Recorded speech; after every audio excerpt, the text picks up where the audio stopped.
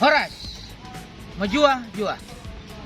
Perkenalkan, kami adalah peserta Latsar tahun 2022 dari BPSDM Sumatera Utara. Kami adalah angkatan 31 kelompok 2 yang terdiri dari 10 orang, kemudian diperkecil lagi menjadi satu kelompok 5 orang. Adapun tugas yang kami buat pada hari ini bertemakan isu-isu kontemporer secara nasional. Mari kita simak penjelasan berikut ini. Isu-isu kontemporer adalah suatu pokok permasalahan di saat ini atau di masa sekarang yang menjadi persoalan ataupun berita hangat. Nah, adapun isu yang kami bahas di dalam kelompok itu mengenai isu-isu korupsi. Pada kesempatan kali ini kami ingin membahas tentang korupsi. Sebelumnya saya akan menjelaskan apa itu korupsi. Korupsi adalah tindakan publik ataupun pejabat publik, baik polisi maupun pegawai negeri, yang menyalahgunakan kepercayaan publik secara ilegal dan sengaja untuk mendapatkan keuntungan secara sepihak. Nah, inilah yang dikatakan dengan korupsi. Korupsi ini adalah penyakit lama di Indonesia, penyakit tua di Indonesia. Korupsi tidak mengenal batas usia. Siapapun bisa korupsi. Maka dari itu, marilah kita sebagai generasi milenial paham betul harus bagaimana mengatasi korupsi ini. Untuk lebih memperdalam, teman-teman dari kelompok akan menjelaskan kembali bagaimana cara mengatasi korupsi. Korupsi hari ini, waduh, mengapa berita hari ini tentang korupsi semua ya? Yang pertama, korupsi pembelian lahan senilai 2,4 miliar rupiah, Kadis Perkim Bintan jadi tersangka.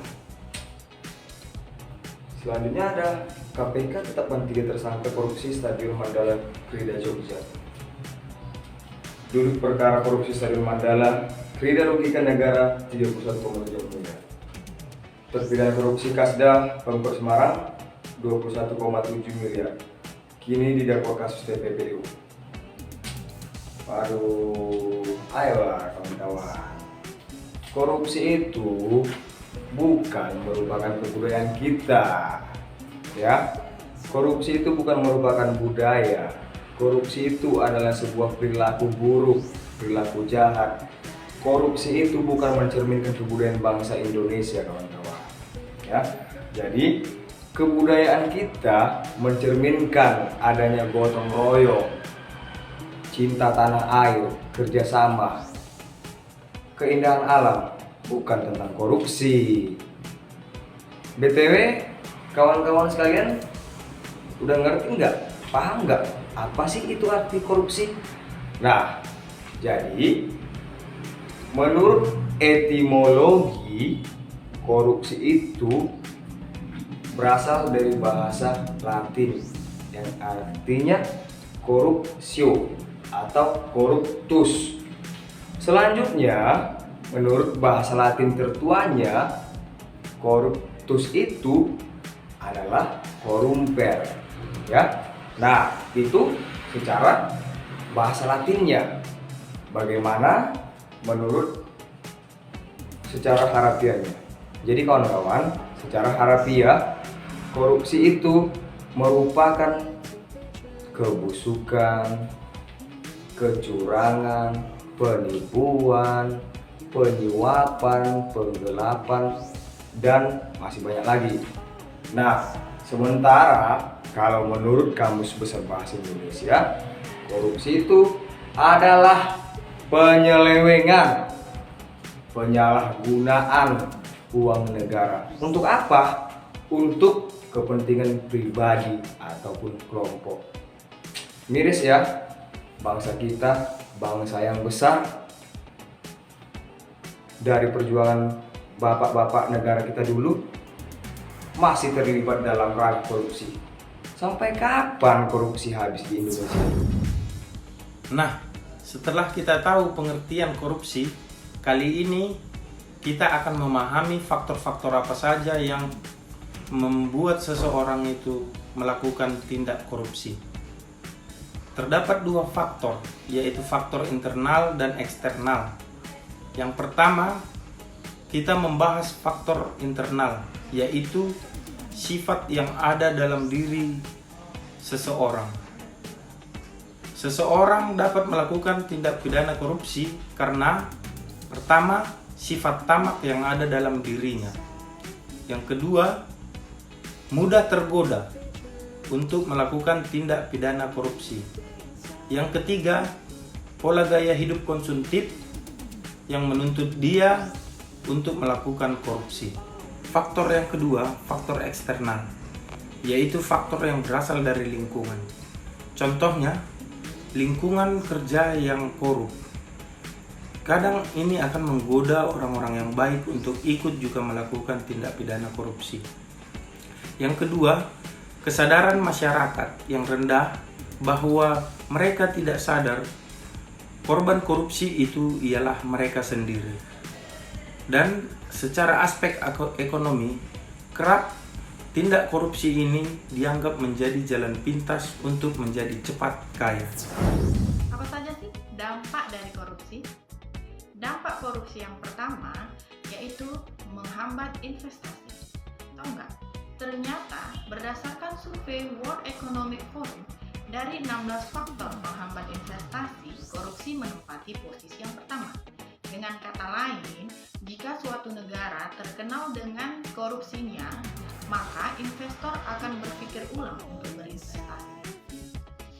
Dampak korupsi yang selanjutnya yaitu bakalan terjadi kesenjangan sosial. Yang miskin akan semakin miskin, yang kaya akan semakin kaya. Yang pastinya koruptor akan semakin kaya. Kemudian, dampak korupsi yang ketiga akan meningkatkan kemiskinan di kalangan masyarakat. Apa saja yang terjadi jika di masyarakat tingkat kemiskinannya meningkat? Yang pertama, akan terjadi krisis kepercayaan masyarakat. Yang kedua, akan meningkatkan angka kriminalitas seperti pencurian, perampokan, penipuan, dan lainnya. Kemudian, dampak kemiskinan yang selanjutnya yaitu akan meningkatkan kasus bunuh diri. Hal ini biasa disebabkan oleh masalah ekonomi keluarga. Oke, selanjutnya dampak korupsi yang keempat yaitu menghambat pembangunan fasilitas umum yang seharusnya kualitas jalan raya, bangunan-bangunan yang merupakan fasilitas umum seperti sekolah, stasiun, kemudian seperti jembatan yang seharusnya kualitasnya baik, dikarenakan korupsi kualitasnya akan menjadi buruk. Misalnya, jalan-jalan raya yang baru dibangun, yang baru diperbaiki sudah cepat rusak, kembali berlubang-lubang. Kemudian fasilitas umum seperti sekolah, stasiun yang baru dibangun jadi cepat rubuh. Kemudian jembatan pun rubuh. Kemudian dampak korupsi yang terakhir. Nah, dampak korupsi yang terakhir ini yang paling menakutkan, yaitu jika korupsi menjadi suatu kebiasaan atau kebudayaan. Hal inilah yang akan menyebabkan kehancuran suatu negara. Demikian dampak korupsi yang saya sampaikan. Terima kasih. Assalamualaikum warahmatullahi wabarakatuh. Salam sejahtera bagi kita semua, saudara sebangsa dan setanah air. Sekarang kita mengetahui semakin merajalelanya kasus korupsi di negara Indonesia yang kita cintai ini. Maka dari itu, marilah kita bergandengan tangan dan merapatkan barisan untuk melawan korupsi agar tidak terjadi ataupun mengurangi korupsi di negara Indonesia ini. Beberapa di antara tindakan yang kita bisa lakukan yaitu pertama, kita bisa bersifat lebih jujur, yaitu contohnya dalam pengurusan SIM, dalam pengurusan KTP kita tidak membayar lebih dari apa yang telah ditentukan. Yang kedua, kita menghindari diri dari perilaku yang dapat merugikan orang lain, seperti kita bisa menaati peraturan lalu lintas, kita bisa membuang sampah pada tempatnya, dan sebagainya. Yang ketiga, kita menghindari konflik kepentingan, misalnya menghindari konflik antara hubungan kerja, ataupun contoh lainnya kita bisa menghindari konflik bertetangga. Yang terakhir yaitu dengan melaporkan kepada pihak yang berwajib apabila kita terkena ataupun menjadi korban daripada perilaku korupsi. Misalnya kita menerima hadiah dari orang yang tidak kita kenal. Karena kita adalah Indonesia, mari selamatkanlah Indonesia dari korupsi.